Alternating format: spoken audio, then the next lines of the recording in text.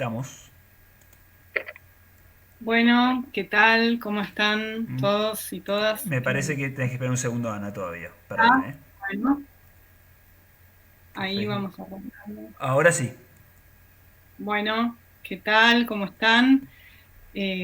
Saludo a todos y todas quienes nos están siguiendo por Facebook desde la colección Historia del Presente. Mi nombre es Ana Grondona. Estamos hoy de estreno y estamos muy felices. Vamos a comenzar con este ciclo que en principio hemos pensado de 3 encuentros. Este ciclo que se llama Desarrollo y Dependencia en América Latina.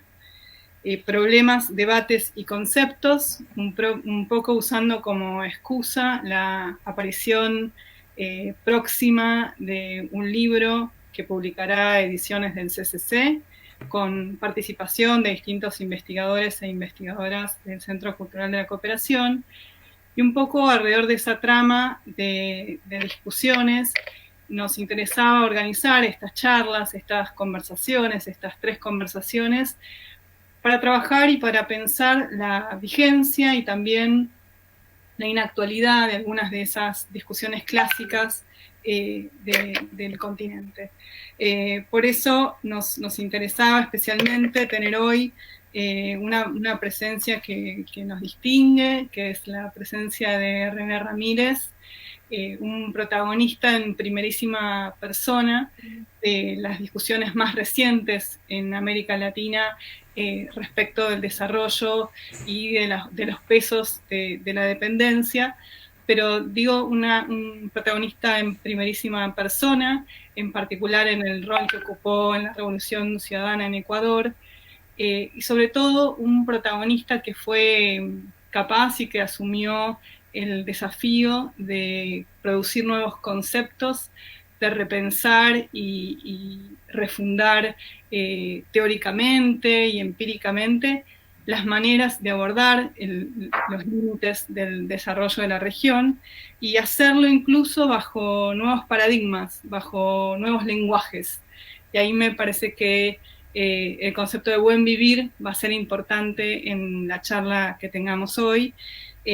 Para presentarlo un poco formalmente, mientras esperamos que otros compañeros y compañeras se suman a la transmisión que estamos haciendo en Facebook, y teniendo un poco de paciencia al respecto, decir, para marcar algunas líneas del extenso CV de René, que René Ramírez es actualmente investigador titular del Programa de Estudios Universitarios sobre Democracia, Justicia y Sociedad en UNAM, México, desde donde nos va a hablar hoy. Se ha desempeñado como secretario nacional de Planificación y Desarrollo y secretario de Educación Superior, Ciencia, Tecnología e Innovación en Ecuador. También como presidente pro tempore del Consejo de Ciencia, Tecnología e Innovación de la Unión de Naciones Suramericanas. Fue coordinador del Centro de Investigaciones Sociales del Milenio de la Flaxo en Ecuador, y tiene una amplia experiencia docente que incluye la Pontificia Universidad Católica del Ecuador, la Universidad Andina Simón Bolívar y la Flaxo en Ecuador. Yo me voy a tomar este segundo mientras seguimos con las presentaciones para ver si está todo bien. Está todo ok, parece que sí, que estamos transmitiendo adecuadamente. Si no, es que es el momento que los compañeros me lo indiquen, porque así estamos en la pandemia, aprendiendo un poco de todo también a transmitir por estos medios. Bueno, decía entonces, hola René, si nos podés saludar para... No, un gusto, Ana, realmente es un honor, un placer estar con ustedes, poder compartir todo lo que están trabajando allá. Les felicito por el libro. Pude leer muchos capítulos y realmente el nivel es altísimo y con amplias reflexiones sobre lo que ha sido y es, ¿no? Y la teoría de la dependencia. Entonces, siempre a las órdenes y siempre aplaudiendo todas las iniciativas que ustedes tienen de ser críticos, recuperar la historia para siempre dar las disputas en el presente, ¿no? Muchas gracias por la invitación, Ana. Un gusto enorme que estés con nosotros. Me dicen acá los compañeros que está trabada tu imagen. No sé si... A ver si ¿Trabada? sí, como que estás congelado. A ver si logramos descongelarte. Ahí. Ahí se fue ahí estás de vuelta, fantástico. Ah, perfecto, perfecto. Perdón. No, por favor, estamos todos aprendiendo estas nuevas tecnologías que a veces nos ganan y a veces podemos con ellas, que nos facilitan también cosas. Bueno, si te parece, para enmarcar un poco, lo que nos interesa es escucharte a vos. Es una conversación donde nuestra propuesta es que vos lleves fundamentalmente la palabra. Y un poco el disparador el disparador de este ciclo tiene que ver con pensar estas dos asuntos al mismo tiempo, ¿no? ¿Qué problemas, qué conceptos, qué diagnósticos, qué orientaciones políticas de esas discusiones que se dieron en la región desde los 50, los 60, los 70, pero probablemente también antes, qué de todos esos elementos siguen vigentes, tenemos que recuperar, tenemos que remozar, tenemos que reinventar, pero también qué de todo aquello hay que realmente romper y tenemos que radicalmente dejar de lado, porque quizás se haya vuelto algo así como un obstáculo epistemológico y un obstáculo político también para repensar nuestros desafíos en el continente. Entonces, en primer lugar, la invitación era eso, era que nos cuentes tanto desde tu reflexión teórica como desde tu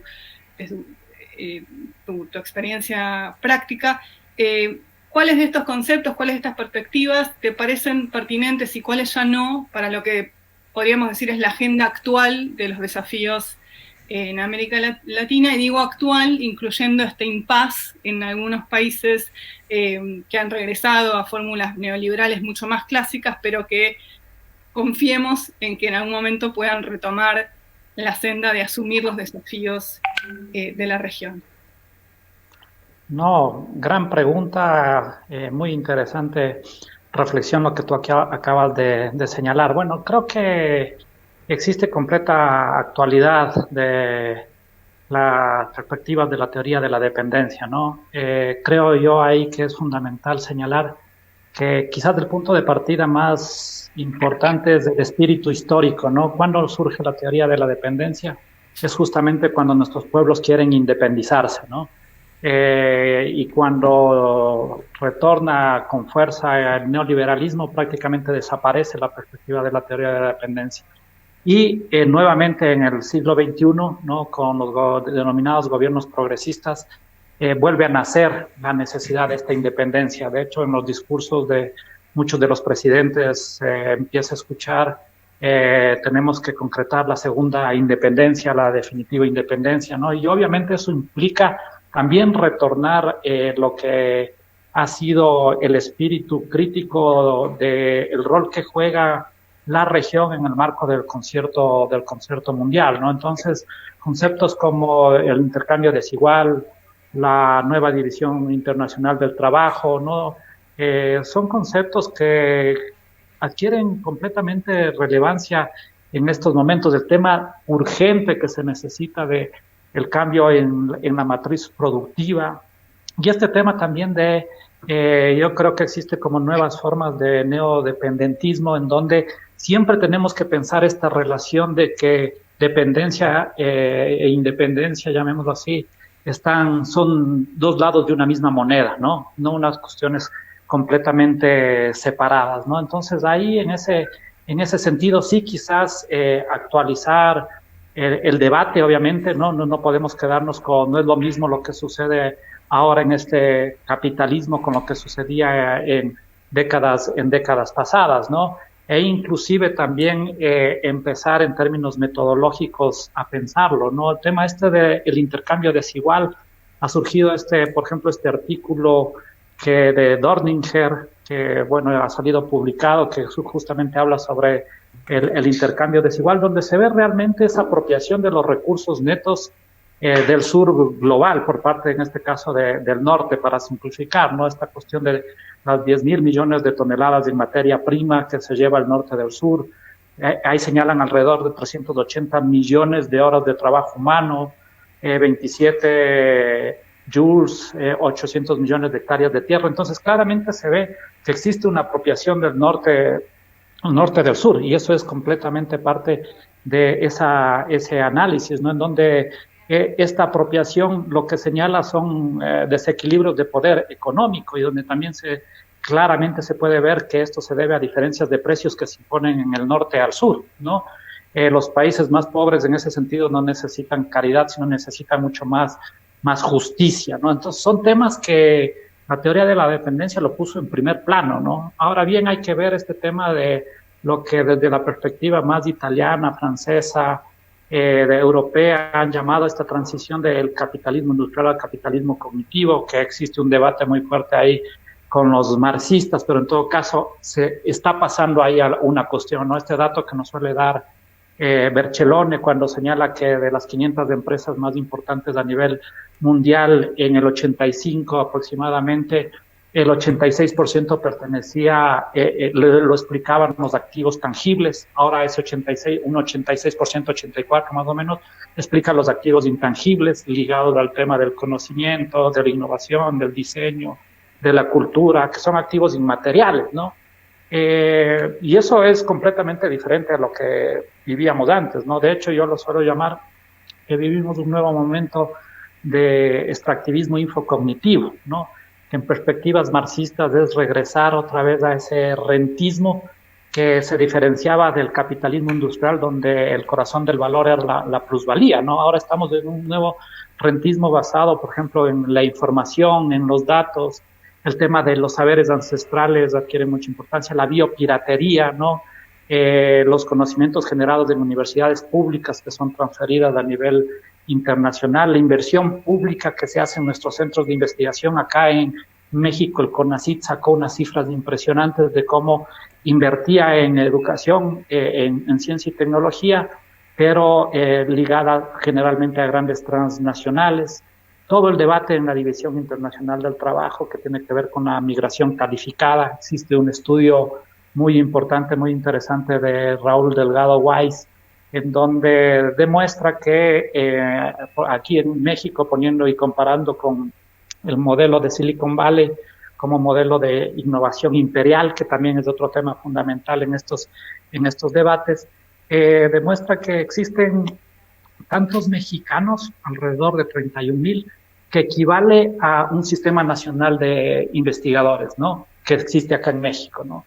Que sería el equivalente a los investigadores del CONACYT que existe en Argentina. Es decir, afuera existen igual número que los que existen acá a nivel nacional, y cuando uno ve el análisis de las patentes, se da cuenta que la mayoría de las patentes, un 70% aproximadamente, provienen de migración calificada del sur, ¿no? Y esto también nos lleva a pensar este tema de quién depende de quién, ¿no? Como parte de este análisis, ¿no? Y cómo, qué tipo de políticas se tiene que hacer para recuperar ese talento humano, que muchos de ellos no se formaron necesariamente en el país del norte, ¿no?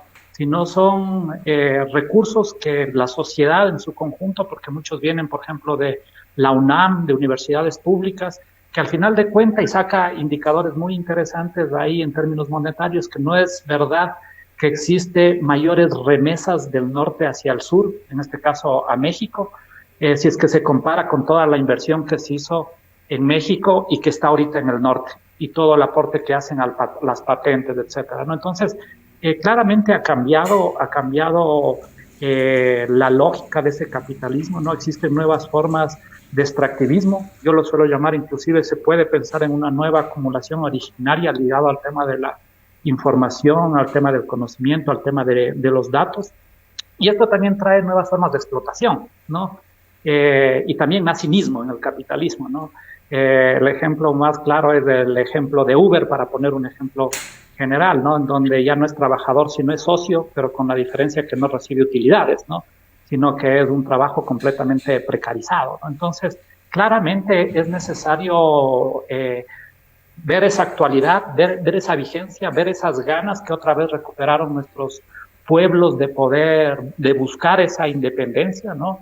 luego de décadas de neoliberalismo, ¿no? De un capitalismo salvaje, llamémoslo así, que se está implementando. Yo estoy de acuerdo con lo que tú señalas. Acá tenemos que ver los procesos de mediano y largo plazo, ¿no? Yo suelo decir ni larga noche neoliberal ni corta interregno de gobiernos progresistas, ¿no? Estamos viviendo un periodo completamente de disputa, ¿no? Y no solo del tema económico, ¿no? Sino de la misma democracia. Y este es un tema que yo creo que es necesario poner en el centro del debate, ¿no? El tema de la relación democracia y desarrollo, ¿no? Creo que no se puede pensar desarrollo ahora sin democracia, ¿no? Y ni nunca, ¿no? Y creo que ese es un tema que es necesario abordarlo y ponerlo en el primer plano. Tengo la sospecha, yo le he llamado, que vivimos un momento primero de lucha de clases muy latente, muy fuerte, ¿no? En este mismo instante, esto debido a los gobiernos progresistas que pasaron por la región, ¿no? Poniendo en palabras de los efectos de demostración, llamémoslo así, ¿no? Que se generan sinergias, en este caso, virtuosas. Pero este mismo instante, justamente en el marco de esta crisis del capitalismo que se da a nivel mundial, de la caída de la tasa de ganancia a nivel internacional, estamos retornando, existen regresiones autoritarias, ¿no? Para mantener la misma acumulación de los extremadamente ricos, ¿no? No quieren disminuir esa acumulación, ¿no? En el marco de esta caída decreciente de ganancia ya no puede convivir desarrollo y democracia. Y yo le señalo que estamos retornando a un oxímoron, pero creo que es así que le denomino dictaduras democráticas, ¿no? Que conducen a autoritarismos neoliberales, que no pueden ser vistos iguales al neoliberalismo de los 80 y 90, ¿no? Sino tienen que ser vistos en función de lo que implicó el paso de muchos gobiernos progresistas en la región, que generó un tema, y ahí estoy diciendo un tema que a mí me gustaría, que realmente se podría profundizar más de la teoría de la dependencia, que es la relación democracia y desarrollo, ¿no? El impacto también de las políticas materiales versus las políticas subjetivas, ¿no? De hecho, yo creo que justamente el 2019 fue el año de las movilizaciones sociales en América Latina, ¿no? Y siento que en ese marco el COVID, ahora que estamos justamente viviendo plena crisis de la pandemia, lo que hace es un acelerador de lo que ya estaba sucediendo antes en la región, ¿no? Y que no nos va a llevar, como dice Zizek, ni a este comunismo, ni lo que dice Hank tampoco nos va a llevar a este nuevo capitalismo autoritario digital. En América Latina tiene sus propias características, ¿no? Y esas características, como te digo yo, para mí es la disputa por la democracia, que en muchos países se viven estas dictaduras democráticas. ¿Por qué dictaduras, no? Porque se deja de respetar las mínimas características básicas que se tiene dentro de la poliarquía, por decirlo de una manera, para no decirle, que son, por ejemplo, los procesos de libre competencia, ¿no? Acordémonos que esto empieza desde cuando le quisieron hacer un golpe fallido. Yo creo que vamos como en la cuarta etapa de estos procesos de consolidación autoritaria que está en disputa. ¿Y por qué cuarta etapa? La primera, que empezó con Chávez en el 2002, que estuvo ahí, lo de Zelaya, lo de Evo Morales, lo del propio Rafael Correa, que lo vivimos en carne propia en el 2010 con ese intento de golpe de la policía, ¿no? Luego vieron que no se podía regresar a esas formas autoritarias de los 60 y 70, ¿no? Entonces tenían que hacer lo que se empezó a llamar como golpes suaves, ¿no? Y lo han intentado de una manera sistemática. Ahora un tercer momento, que son los golpes preventivos, ¿no? Pensemos en el caso de Lula, ¿no? Donde no les dejan participar, ¿no? Entonces, si es que en un proceso democrático te sacan de la contienda, ¿qué es lo que te dice Adam Przeworski con respecto a la democracia odal, ¿no? Lo que garantiza la mínima democracia es la libre competencia electoral y transparente, ¿no? ¿Qué están haciendo ahora? Hoy mismo se está discutiendo en Ecuador la posibilidad de que, por ejemplo, el gobierno de lo que ha sido la Revolución Ciudadana no pueda participar en la contienda electoral, ¿no? Y aquí existe un trade-off. ¿Qué está pasando en Bolivia con el MAS? Están en la misma situación. Pues hay un espíritu de que dada la crisis del capitalismo, dada esta concentración, hiperconcentración de la riqueza, ¿no? Ya no puede convivir democracia con neoliberalismo, porque lamentablemente, después de que se agotaron las dictaduras, la democracia representativa, llamémoslo así, convivió con el neoliberalismo, no con nuevas formas. Llegan gobiernos progresistas y ponen y dicen, bueno, acá el neoliberalismo, yo no creo en los post, no fue un post-neoliberalismo, ¿no? Sino, fueron gobiernos que llegaron a disputar el sentido para ver si se puede transformar hacia otros estadios diferentes. En el caso del Ecuador, lo que propusimos fue la construcción de la sociedad del buen vivir, ¿no? Entonces, ahorita estamos en plena disputa y la sociedad está disputando, los movimientos sociales, ¿no? Y este es otro tema que es fundamental, que si bien la teoría de la dependencia lo trató, debería estar en el plano número 1 de las construcciones de las perspectivas de desarrollo, el rol que juegan los movimientos sociales, ¿no? Las masas populares en nuestra América Latina. No estoy diciendo que no se haya tratado, pero no se le dio la fuerza que debería tener, ¿no? Y el otro punto, como te decía yo, que a mí me parece fundamental en los temas de desarrollo, y que creo que sucedió en Ecuador, y creo que sucedió en muchos otros países, es el impacto, es la relación, llamémoslo así, Marx-Gramsci, ¿no? Objetividad, subjetividad, ¿no? Materialidad, construcción de sentidos comunes, ¿no? Y aquí sucedió un tema fundamental. Nosotros, y es quizás eso también tiene que ver con la perspectiva de a veces la mucha economización de la teoría de la dependencia, que tiene que ver con que esa mejora material o inclusive esa propuesta a independizarte en términos de la estructura productiva material no te lleva necesariamente a hacer análisis de qué tipo de subjetividad te construye esa mejora en la redistribución, ¿no? Pienso en esta paradoja que he señalado yo, que es la paradoja del bienestar objetivo, malestar subjetivo, ¿no? Véale como se le ve a Ecuador en los 10 años, ¿no? La pobreza disminuyó, ¿no? La pobreza de ingresos, la pobreza de consumo, la de necesidades básicas insatisfechas, etcétera, ¿no? Pero sin embargo, en una clase media tuvo unas expectativas de ser parte del 2% más rico, ¿no?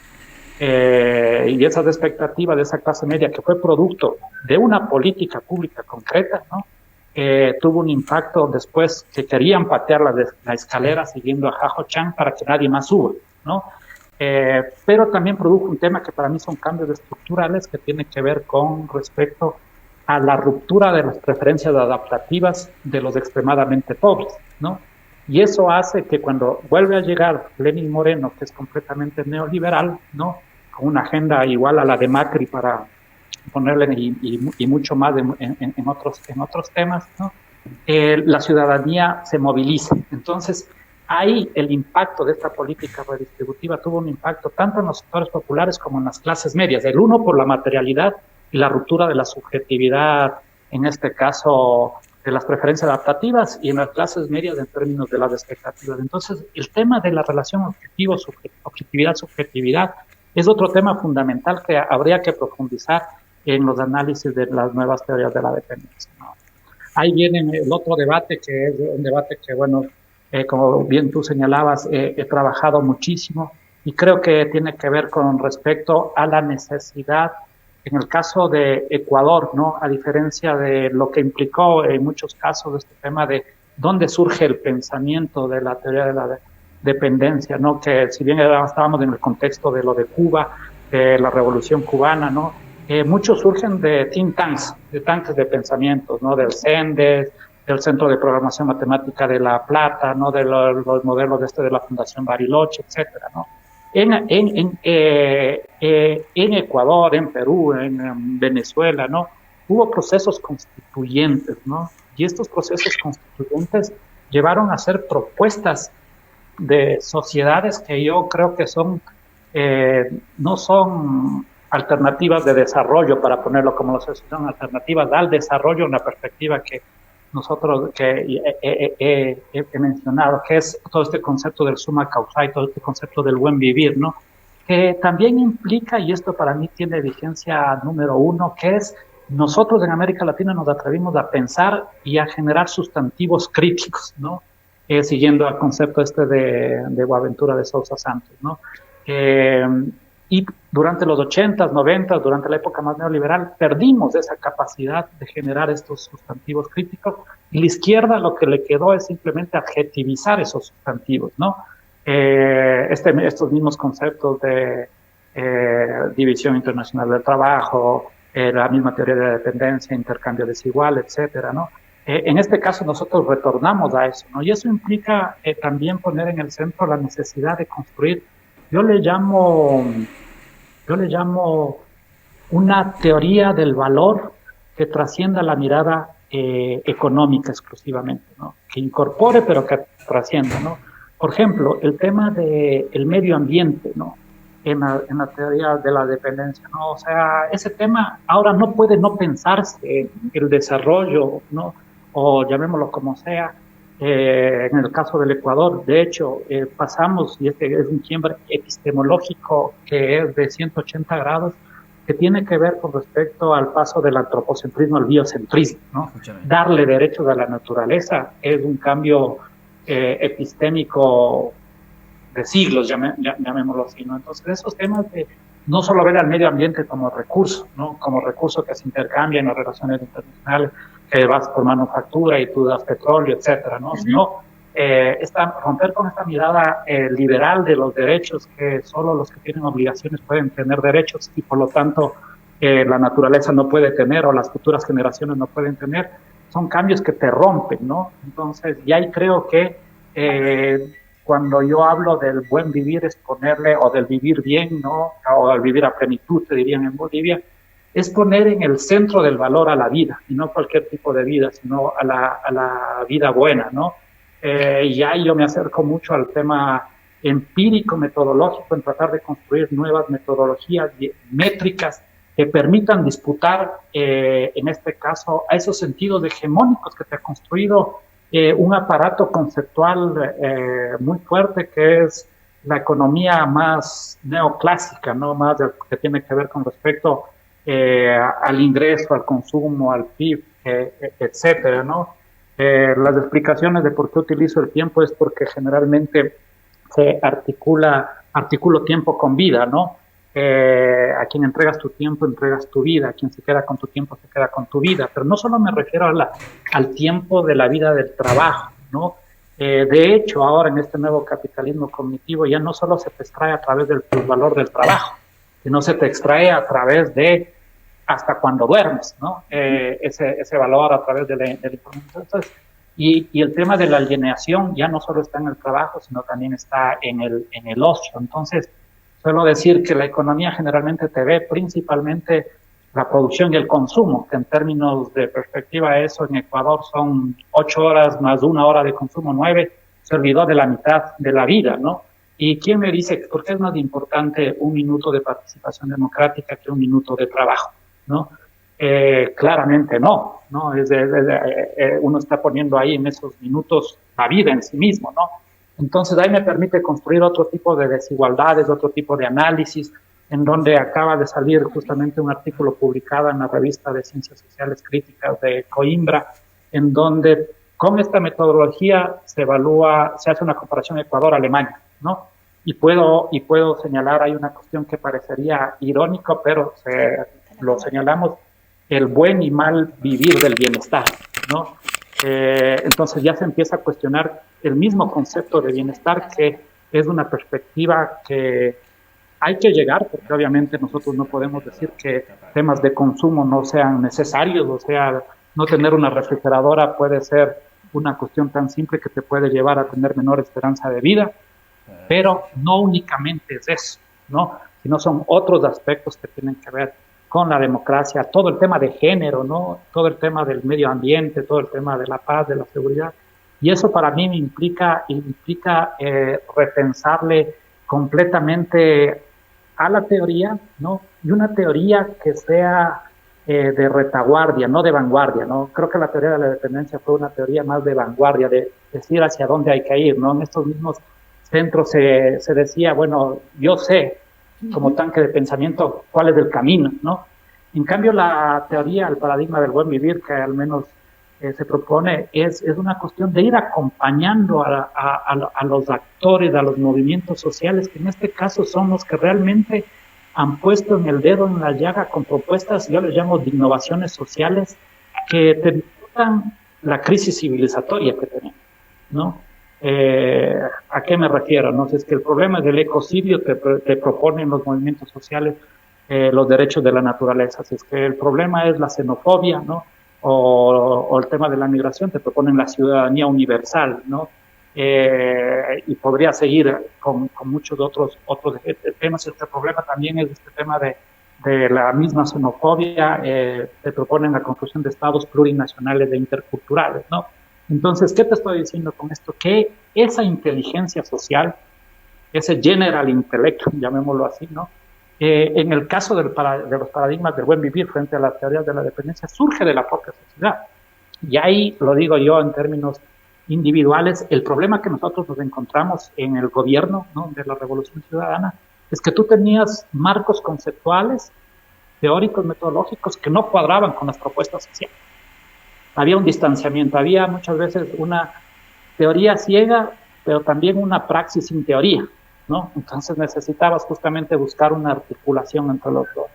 Y es por eso que surge por una necesidad de que la teoría sirve como una herramienta que pueda acompañar a dar la disputa de los procesos para concretar, en el caso del Ecuador, esto que es su meta, ¿no? Que es la constitución de la construcción de la sociedad del buen vivir, ¿no? Entonces este tema también, ¿de dónde surge? Si es que de arriba hacia abajo, de abajo hacia arriba, ¿cuál es el rol de la teoría, ¿no? Y cómo construir en este caso teorías que no sea de personas clarividentes o grupos clarividentes, sino que más bien trates de acompañar en el marco de esas luchas que se dan. Me parece que son temas fundamentales que es necesario recuperarlo, principalmente para dar esta disputa que estamos dando en este mismo momento, que es frente al capital, la vida, ¿no? Frente al autoritarismo, a las dictaduras, la democracia, ¿no? Creo que son estos grandes debates que necesitamos dar, y que creo que el recuperar el pensamiento crítico de la teoría de la dependencia, sin lugar a duda, es fundamental.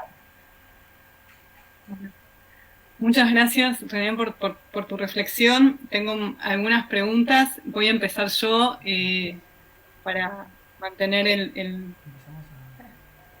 la discusión, y les pido a los compañeros que me envíen alguna pregunta del Facebook, así también se la puedo hacer a René. Te escuchaba con mucha atención y me parece absolutamente sugerente lo que nos propones.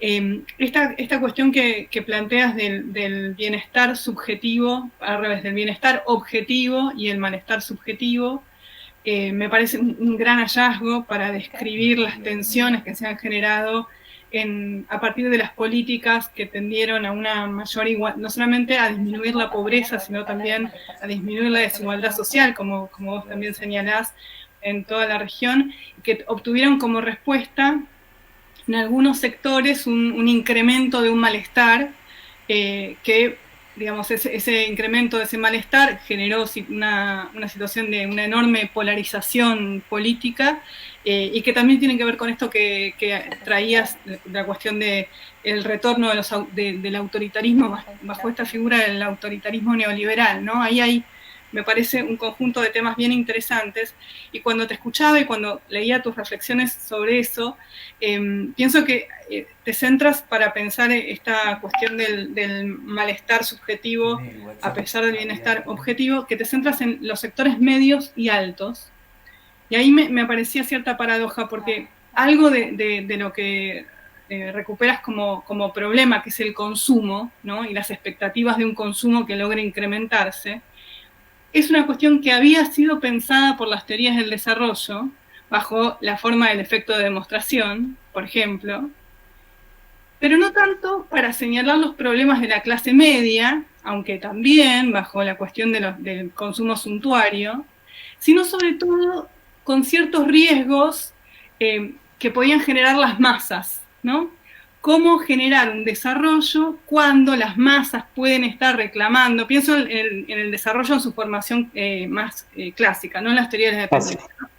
¿Cómo vamos a lograr un desarrollo cuando las masas, observando lo que ha conseguido el movimiento trabajador, el movimiento obrero en los países centrales puede reclamar derechos sociales que aún no estamos en condiciones de otorgarles, ¿no? Entonces, para esa teoría clásica del desarrollo, el actor conflictivo era más las masas, qué hacer con ellas, que los sectores medios, que quizás era, incluso pienso en Germani, pero también por ahí en Prebisch, incluso los sectores medios eran fantasiosamente el actor que podía garantizar el desarrollo, ¿no? El protagonista del desarrollo en el continente. Me parece interesante cómo en tu planteo eso está muy tensado, digamos. Por el contrario, aparece un nuevo protagonista, aparecen los movimientos sociales como protagonistas a estas alternativas al desarrollo, y estos sectores medios y medios altos formados en, digamos, en el paradigma de la modernización, etcétera, pueden generar un escollo, que llamas una paradoja. Yo ahí te quería hacer la siguiente pregunta. Si me parece muy esperanzador que lo llames paradoja, ¿no? Porque el riesgo es que sea una tragedia. ¿Y cómo pensar la superación de esa paradoja? Que me imagino que es una pregunta con la que te habrás encontrado. Es decir, ¿cómo se me ocurre una respuesta pedagógica que seguro que sería insuficiente, digamos, ¿no? Convencer a estos sectores que la igualdad sigue siendo un valor que tenemos que compartir, que es algo que también dices, ¿no? En estas sociedades contemporáneas, a pesar de lo que nos seguimos imaginando, la igualdad ya no es un valor compartido. Por el contrario, la igualdad puede ser insoportable. Bueno, eso genera las paradojas que has marcado. ¿Cómo superamos esa paradoja y cómo hacemos que no devenga una tragedia? Esa sería mi pregunta.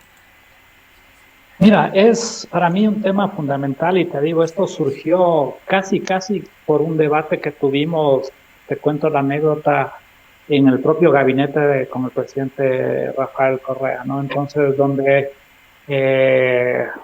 encuentro esto, pero esto que encuentro en el caso del Ecuador en las clases medias, no es que no hice en toda la distribución de la población, ¿no?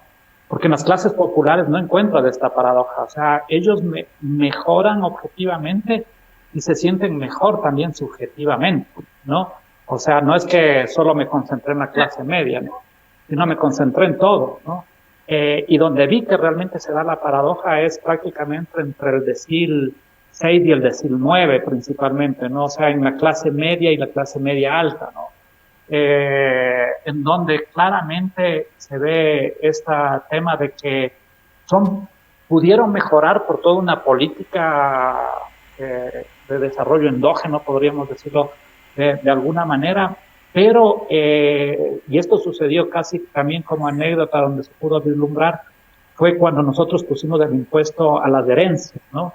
Y en ese impuesto a las herencias era un impuesto que únicamente era para aquellos que tenían propiedades de más de $2 millones, en donde esta clase media jamás en su vida iba a tener esa cantidad, ¿no? Pero sin embargo salió a las calles a defender a ese 2% que era el que buscábamos tener, ¿no? Entonces, el rato que se hace el análisis de las estadísticas, yo he trabajado siempre esta relación pobreza subjetiva, pobreza objetiva, desigualdad objetiva, subjetiva, ¿no? Y se encuentra esta paradoja, ¿no? Entonces, luego, justamente con la doctora Minteya, hicimos un artículo que le titulamos ¿Cuánta igualdad soporta nuestra sociedad?, ¿no? En donde justamente el corazón de la pregunta es ver esto, ¿no? Y aquí, y por eso digo que son muy optimistas aquellos autores que señalaron que empezamos a vivir el post-desarrollismo, ¿no? El post-neoliberalismo, perdón, porque realmente vemos que la esencia o el corazón del sentido común del neoliberalismo no fue tan tocado como hubiésemos querido que lo sea, ¿no?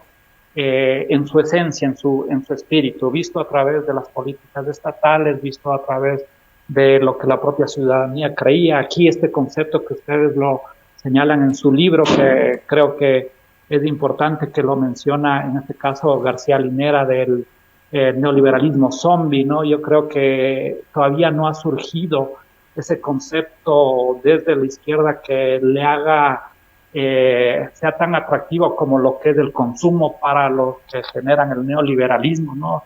Y eso hace que el neoliberalismo siga siendo atractivo y que el consumo siga siendo, en este caso atractivo también, ¿no?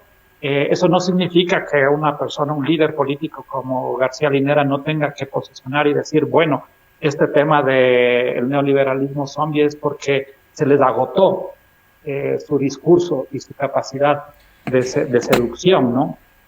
Y creo que eso lleva, tengo otro texto donde trato mucho este tema de la inmovilidad estructural y el cambio en la matriz cognitiva, ¿no? Yo creo que es fundamental, ¿no? Así como se trabaja el tema más que tiene que ver con el cambio material, ¿no?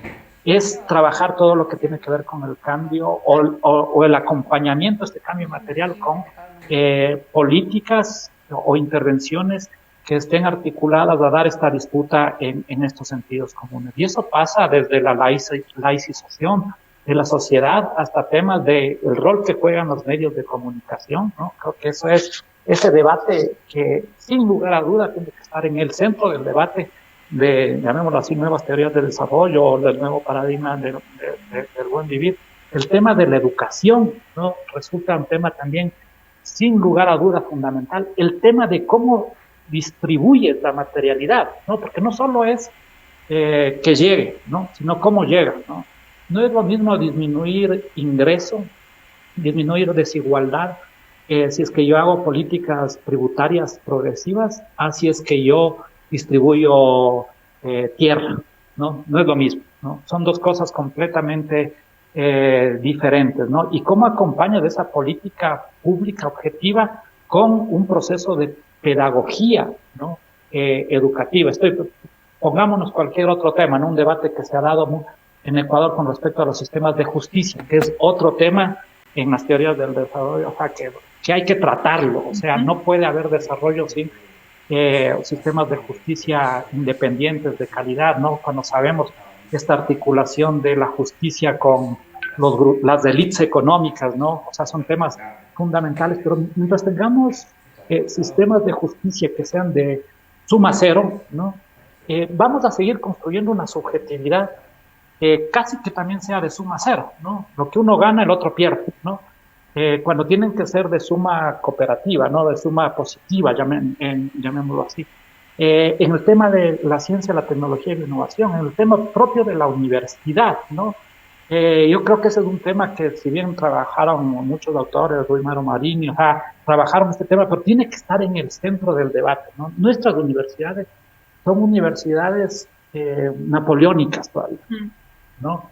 Y esto implica que lo principal es la transferencia del conocimiento, ¿no? No la generación del conocimiento. Si es que uno ve lo que ha pasado en los últimos 20 años en la ciencia, la tecnología y la innovación en América Latina, nos damos cuenta que está habiendo un problema estructural de yo le llamo el electrocardiograma de la muerte, porque primero tenemos una inmovilidad estructural, o sea, tal cual como el muerto, ¿no? O sea, ves ahí sector primario, secundario, terciario, y ves una horizontalidad que no te ha cambiado, no te cambia, si es que te cambia mínimamente, empieza a adquirir una perspectiva un poquito más del tema de los servicios, ¿no? Los servicios, pero no son servicios, son servicios de intermediación, generalmente con baja tecnología, ¿no? Entonces, lo primario también se mantiene constante. Por eso yo digo, no solo hay que ponerle el énfasis en lo primario exportador, sino en lo secundario importador de bienes industriales y en lo terciario importador de conocimiento, más cuando se da esta transición entre el capitalismo industrial y el capitalismo cognitivo. Pero lo que nosotros estamos viendo es que vamos a una velocidad de producción de conocimiento, de tecnología, siempre siendo los receptores, ¿no?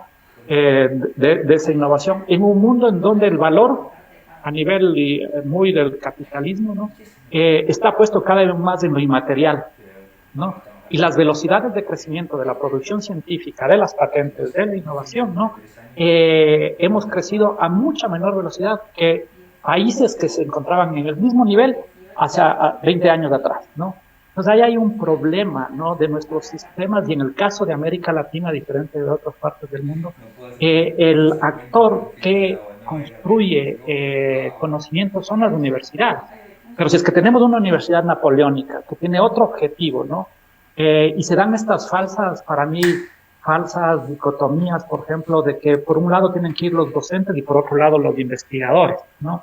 Cuando no hay mejor docente que el que investiga, ¿no? Desde mi punto de vista, ¿no? Entonces, es necesario entrar a un debate del sistema educativo en general, de la articulación que tiene que haber de la ciencia y la tecnología. Por eso nosotros propusimos en Ecuador la creación de un ministerio que articule la educación superior con la ciencia, la tecnología y la innovación, ¿no? Y que a su vez sea parte de un sistema que articule con el aparato productivo, ¿no?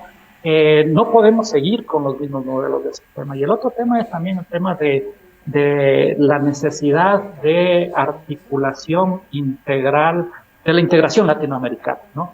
Estos problemas, o sea, no se resuelven siendo país, siendo un Estado-nación individual que quiera atacar, porque la ciencia y la tecnología implica economías de escala.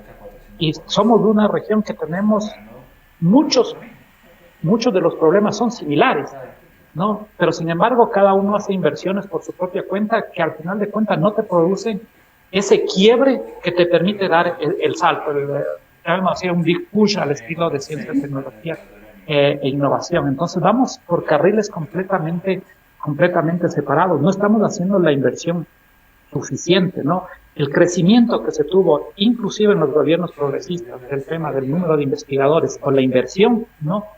Es la quinta parte de lo que invierten los países industrializados, ¿no? O sea, en términos, por ejemplo, de I+D sobre PIB, ¿no?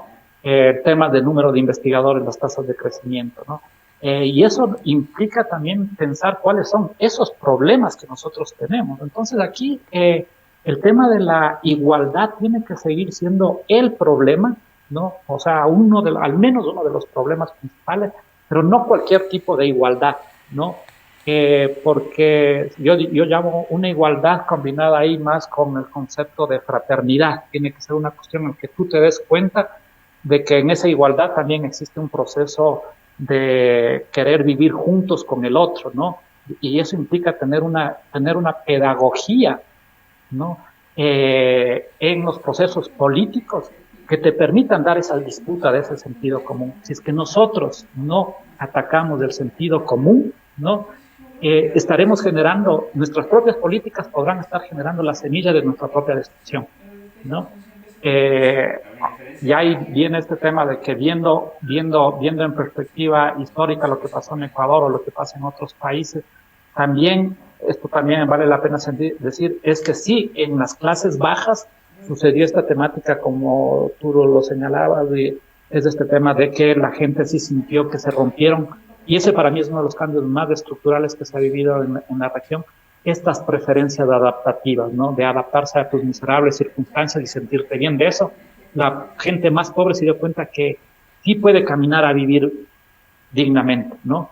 Y el rato que te empiezan a robar eso, la gente explota, ¿no? Entonces, es un momento muy crítico, ¿no? Porque creo que en este mismo momento en América Latina la disputa principal tiene que ser, y eso también es parte de la disputa de romper con esa paradoja, es el tema de la conciencia que sin democracia no hay desarrollo, ¿no? Y a veces siento que, a diferencia de lo que fueron las dictaduras antes en América Latina, existe un tema que a mí es una de las cosas que más me preocupa, es que existe un buen porcentaje de la ciudadanía que tiene perspectivas de fascismo social, ¿no? Es porque antes no se justificaba ninguna de estas prácticas, ¿no? Ahora la polarización y el odio te llevan a temas de racismo, de xenofobia, de verle al otro como un enemigo, ¿no? Y eso es un tema que no es poco el porcentaje de la población que tiene esta perspectiva, ¿no? Ya vemos qué porcentaje sacó Bolsonaro, qué porcentaje sacó Macri, etcétera, ¿no? Cosa que no necesariamente, antes daba vergüenza decir muchas cosas que ahora se dicen sin ningún tapujo y se ventilan por las redes sociales o públicamente cualquier tipo de racismo o xenofobia. Entonces creo que, como tú señalas, de esta paradoja, es una paradoja que desde mi punto de vista es necesario ponerla en el centro del debate de las disputas por las transformaciones sociales. Sí, ahí bueno, una capa de... René, te robo los últimos minutos con algunas preguntas del Facebook. Si quieres te hago todas las que me pasan acá los compañeros y tú eliges qué responder. Claro que sí. Dice una. René, algo mencionaste sobre la necesidad de pensar la relación entre desarrollo y democracia, y recién estabas por allí. ¿Cuál podría ser hoy la relación entre dependencia y democracia, siendo que la teoría de la dependencia se tramó en simbiosis con la idea de revolución? O sea, te metieron... ¿Qué temita? Después te preguntan, son tres. La segunda ¿es posible pensar el actual desarrollo tecnológico en clave emancipatoria? ¿Cómo pensar en desarrollo frente a las tecnologías que promueven la precariedad? La segunda pregunta. Y la tercera, de Sebastián, tengo una pregunta para René. ¿Los desafíos del COVID en términos económicos y sociales ponen en riesgo el proyecto de los movimientos progresistas? ¿Crecerá la pobreza y la desigualdad? ¿Cómo evitar el regreso del neoliberalismo y las élites al poder? Bueno, todos temas sencillos para que... Pero bueno, lo que puedas responder para... Claro que sí, con gusto. Bueno, primero las élites nunca se han ido del poder, ¿no? Y ese es un tema que tenemos que tener claro. Llegaron gobiernos populares, pero llegar al gobierno del Estado no significa que hayan perdido el poder, ¿no? De hecho, lo que les molesta tiene que ver con no poder, no mandar, sobre todo muchas de las veces, ¿no? El clásico telefonazo que se tenía y te llamaban desde el banco a decir cuál es la política pública, ¿no? Eso, los gobiernos progresistas tuvieron una autonomía relativa, llamémoslo así, con respecto a los grupos de poder, y es por eso que tienen tanto miedo de que retornen, ¿no? Gobiernos progresistas. De hecho, creo yo lo que está pasando en este mismo momento es una señal para decir, no queremos que pase algo similar a lo que sucedió en Argentina, sino lo que tenemos que buscar es que continúen gobiernos al estilo Macri por mayor tiempo, ¿no? Entonces, creo que en ese marco, bueno, el tema de la revolución, ¿no? Es muy complicado este tema porque cuando uno hace análisis del desarrollo histórico a nivel mundial, uno se da cuenta que los cambios más radicales generalmente se han producido en momentos en que se rompe con la democracia, ¿no? De hecho, si es que uno piensa a Tocqueville, ¿no? Y ve el análisis de por qué se va a Estados Unidos, es porque lo que quieren analizar es qué tipo de democracia tiene Estados Unidos para que no se repita la Revolución Francesa, ¿no? Más allá de la crítica que le hace Piketty a la Revolución Francesa, que no se dio tal proceso de redistribución, etcétera, ¿no? En Francia, pero ese es el objetivo, ¿no? Pero ahí en ese marco, y creo que lo que se estaba haciendo en los países, en los gobiernos progresistas, lo más radical que se estaba haciendo, y creo que tiene que ser la apuesta, es que se hagan las transformaciones en democracia, ¿no? Porque la propia radicalización de la democracia es la revolución, ¿no? Desde mi perspectiva, es un proceso en el cual tenemos que radicalizar esa democracia, y eso implica sí pensar al Estado, ¿no? Creo que es un debate fundamental, por ejemplo, un debate que no fue tan desarrollado y que es necesario profundizar, y que desde mi perspectiva como secretario más de Planificación y Desarrollo es un impedimento al propio desarrollo, es la relación de la articulación de los gobiernos subnacionales y el desarrollo, ¿no? De los municipios, de las prefecturas, en el caso de Ecuador, y cómo se articula y cómo puedes permitir una coordinación para que te lleve realmente. Te doy un ejemplo, uno de los problemas más estructurales que tuvimos nosotros fue la desnutrición infantil, ¿no? Y que no dependía de nosotros por más incentivos que tenía, porque la competencia estaba en el municipio y al alcalde no le resulta atractivo hacer las alcantarillas para tener aguas buenas, llamémoslo así, o saneamiento básico, ¿no? Entonces, y esa articulación, si es que no se piensa el desarrollo desde los territorios y la articulación que se da entre la parte autónoma de esos gobiernos locales con el gobierno nacional, también es una problemática. Pero no solo eso implica también lo que se hizo mucho en el caso de los países que teníamos menos Estado, es recuperar el Estado, ¿no? Pero el punto es cómo haces, y de hecho en la propia Secretaría de Planificación, nosotros lo primero que hicimos es una política de buscar un nuevo modo de acumulación, tiene que estar articulado a un nuevo modo de regulación. Entonces, por eso teníamos dentro de la Secretaría de Planificación y Desarrollo la Subsecretaría de Inversión Pública, de Planificación de la Inversión Pública, pero al lado estaba la Subsecretaría de Reforma del Estado, ¿no? Porque no puedes pensar tú lo uno sin lo otro, ¿no? Y ahí pensaste el proceso de descentralización, desconcentración, el ámbito de las competencias de cada uno de los gobiernos seccionales, etcétera. Pero el otro punto tiene que ver justamente con cómo articulas del Estado, ¿no? Dentro de esa transformación, en una articulación con no me gusta decir este concepto, pero es la sociedad, lo que se denomina sociedad civil, ¿no? Es necesario pensar esa articulación, ¿no? De hecho, siempre lo señalamos, nosotros estábamos en un segundo momento, luego de haber recuperado el Estado, que teníamos que hacer un segundo momento de reforma del Estado, que era esa articulación con dar mayor búsqueda de participación democrática dentro del propio Estado. Cuando te desmantelaron, lo primero es recuperar, pero teníamos que pasar al otro. ¿Qué pasó cuando viene Lenín Moreno? Lo que hace es volver a ese Estado completamente mínimo, que nunca es mínimo porque es un Estado para las élites, ¿no? Pero es un Estado que te desmantela la posibilidad, en este caso, de un bien común. Y hay el tema de las tecnologías, ¿no? Yo creo que las tecnologías es necesario pensar la articulación conocimientos y tecnologías de innovaciones, ¿no? Y estas tecnologías de innovaciones tienen que ser tecnologías de innovaciones sociales, sobre todo, ¿no? Y eso implica, por eso digo yo, eso implica construir otra matriz cognitiva, ¿no? Con la matriz cognitiva de las ciencias imperantes, no digo en América Latina, no digo en el mundo, que te han producido lo que se suele denominar en la literatura la tragedia de los anticomunes, ¿no? Esta cuestión de que la hipermercantilización, el hiperpatentamiento de la ciencia te lleva a un subuso, a una subdemocratización de este conocimiento, ¿no? Sin pensar cómo la tragedia le transforma en virtud, ¿no?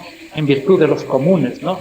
No vamos a ir para ningún lado, pero y eso implica pensar otros sistemas de gobierno de los conocimientos, y digo de los conocimientos porque un tema fundamental es romper con esa primacía de que exclusivamente el conocimiento válido, único, que tiene supremacía sobre otros es el conocimiento científico, ¿no? Para que se dé un tema, dirías tú en tu artículo, un tema de ecologías temporales, ¿no? Temporalidades diferentes que puedan convivir con esos pensamientos diferentes, porque somos una región con pluralidad de nacionalidades, ¿no? Múltiples colores, y eso es el proceso de generación de conocimiento como parte de una propuesta radical de democracia, ¿no? De democracia en el propio proceso de generación de ese conocimiento. Pero para eso tenemos que justamente ponerle en el centro la necesidad de un conocimiento para América Latina, desde América Latina, ¿no? Que no implica estar desvinculado con el mundo, pero no pensar, y este debate es un debate, estoy pensando en el debate con Carlotto Dussel, ¿no? Lo uno que las tecnologías, los cambios revolucionarios vienen cada cierto tiempo y que lo que nosotros tenemos que hacernos es subirnos en esos trenes para ver cómo nos lleva esa ola de las tecnologías, a la otra que señala, en este caso, más Dussel, que dice, bueno, no, aquí lo que tenemos que nosotros ver es qué tipo de historia queremos construir para que en función de eso, ver qué tipo de ciencia necesitamos para construir esa historia, ¿no? Y no subirnos en ese tren de la ciencia que muchas veces lo que hace es hacernos más dependientes, ¿no? En vez de realmente liberarnos. Entonces el cambio tiene que venir por el cambio, antes que el cambio en la matriz productiva, ¿no?